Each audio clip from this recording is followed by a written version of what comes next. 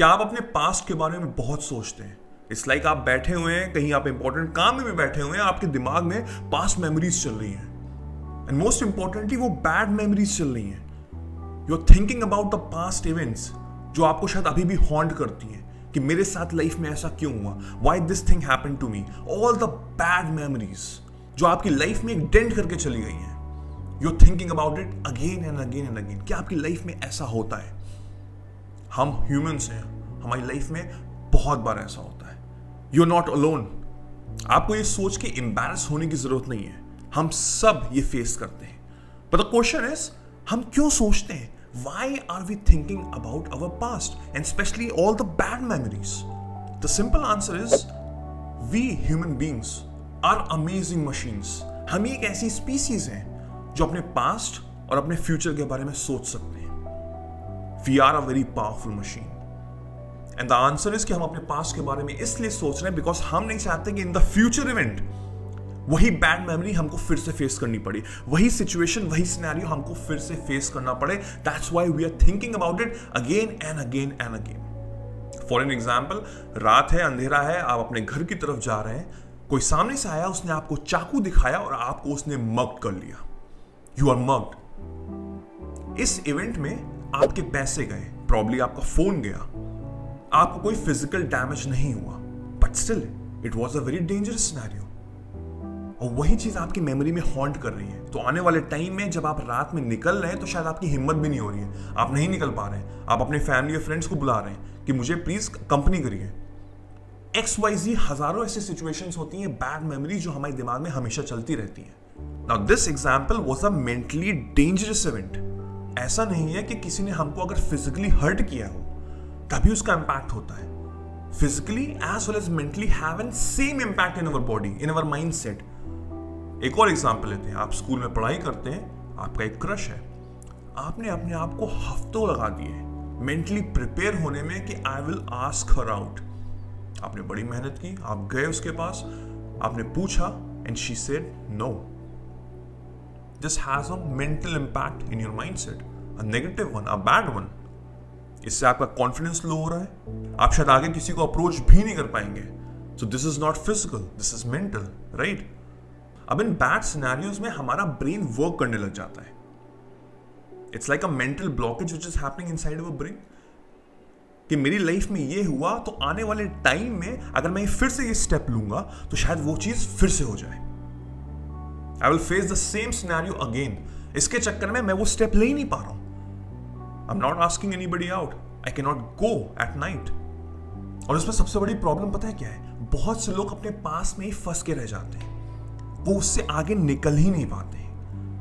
But you need to figure it out and there is a 3-way process in which you can understand कि आपके जो भी past में हुआ उससे मैं आगे कैसे अप्रोच करूं अपनी लाइफ में, so that I will have a mental clarity end of course so that I can be a winner in life. हमारी लाइफ में हर्डल्स तो आएंगे ही आएंगे, प्रॉब्लम्स तो आएंगी आएंगी, बट इसका मतलब ये थोड़ी ना है कि हम उसके बारे में सोचते रहें, वो स्टेप ही ना लें। अगर आप स्टेप नहीं लेंगे तो आप आगे चल के सक्सेसफुल कैसे होंगे? So there are 3-way process जो आपको अभी समझना पड़ेगा। Number 1 is why। आपके क्रश ने आपको रिजेक्ट क्यों किया? उसके हजारों रीजंस हो सकते हैं। प्रॉब्ली जिस तरह से आपने अप्रोच किया वो शायद अच्छा ना हो। There might be a chance कि she doesn't actually like you. There might be a chance you're not that good looking. हजारों रीजन हो सकते हैं। Now the second step is the solution. What is the actual solution?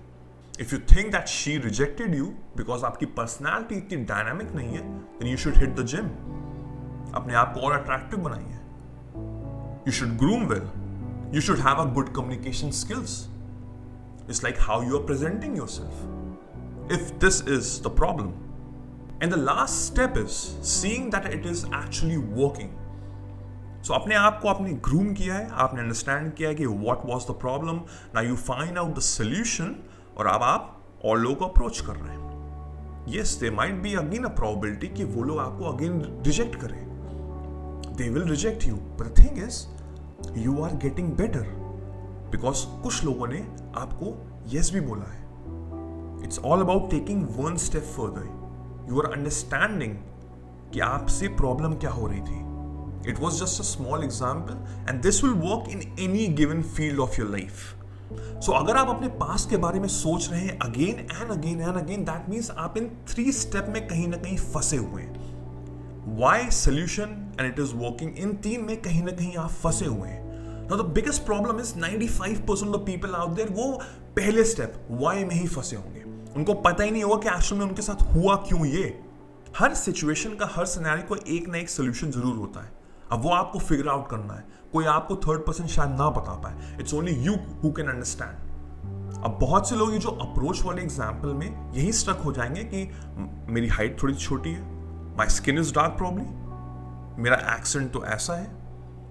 ना जाने किस तरह के एग्जाम्पल्स होंगे उनके दिमाग में. ऑल द नेगेटिव वन कि ये चीजें तो मैं चेंज कर ही नहीं सकता हूं. मैं अपनी हाइट थोड़ा ना बढ़ा सकता हूं, मैं अपना स्किन कलर थोड़ा ना चेंज कर सकता हूं. राइट, बट इसका एक और सोल्यूशन भी तो है कि मैं जिम जाके अपने आप को ग्रूम कर सकता हूं. मैं अपनी बियर्ड अच्छे से सेट कर सकता हूं, मैं अपने बाल अच्छे से सेट कर सकता हूं. I could look well. मैं अपने अच्छे कपड़े पहन सकता हूं. Right, it's all about grooming. आपने तो बस एक नेगेटिव सिचुएशन ही ले लिया है कि यार मेरा तो हाइट ही नहीं है, मेरा तो स्किन ही ऐसा है, वो पर्सन मेरे को यस क्यों बोलेगा. That is not the answer. Understand the why, then find out the solution and then start doing it again. Start approaching people whether it is working or not. अब ये भी आपको एक्सेप्ट करना होगा कि हर सिचुएशन का पहलू अलग अलग होगा, बिकॉज हर पर्सन का आंसर जिस तरह से आप अप्रोच करेंगे तो उसका रिएक्शन बहुत ही डिफरेंट होगा. Then you need to understand this और उसी के अकॉर्डिंग आपको वर्क करना पड़ेगा अपने अगेंस्ट.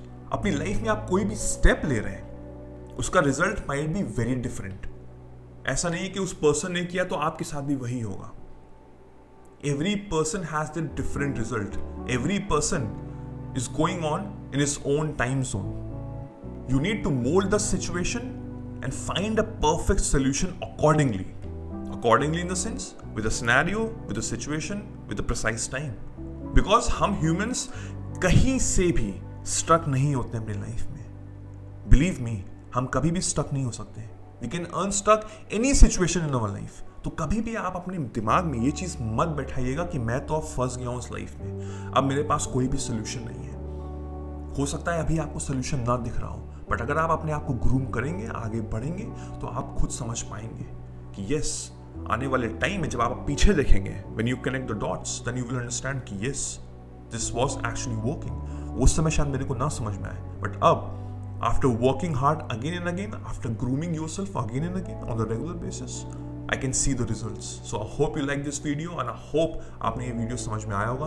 अपने फैमिली फ्रेंड्स इसको शेयर जरूर करिएगा. Do like, do subscribe and hit the bell icon so that जब भी मैं एक नया वीडियो डालूं आपको सबसे पहले नोटिफाई हो. मेरा नाम वैभव निगम है. Till then I will see you soon. Take care. Cheers. Bye bye.